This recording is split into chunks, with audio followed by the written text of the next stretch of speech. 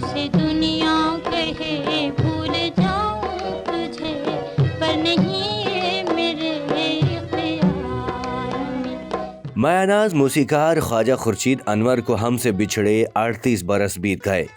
बरे सगीर पाको हिंद के मायानाज मौसीकार ख्वाजा खुर्शीद अनवर को हमसे जुदा हुए 38 बरस बीत गए, लेकिन फिल्मी दुनिया के अजीम मौसीकार की धुनें आज भी कानों में रस घोलती हैं।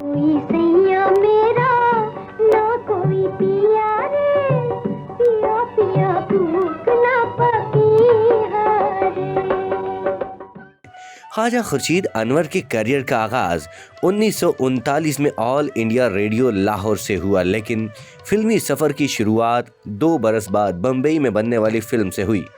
बॉलीवुड में पहचान 1943 में बनने वाली फिल्म इशारा से बनाई। भारत में फ़न के जौहर दिखाने के बाद 1953 में लाहौर का रुख किया, फिर अनगिनत लाफानी धुनें बना डाली। ख्वाजा खुर्शीद अनवर ने 1936 में ICS का इम्तिहान पास किया, मगर अंग्रेज़ सरकार ने उन्हें इंडियन सिविल सर्विस से महरूम रखा।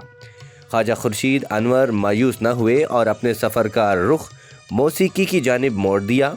ख्वाजा खुर्शीद का दौर मारूफ अहले कलम का दौर था और उनकी दोस्ती उस्ताद दामन, राजिंदर सिंह बेदी और फैज़ अहमद फैज़ जैसी अजीम हस्तियों से रही।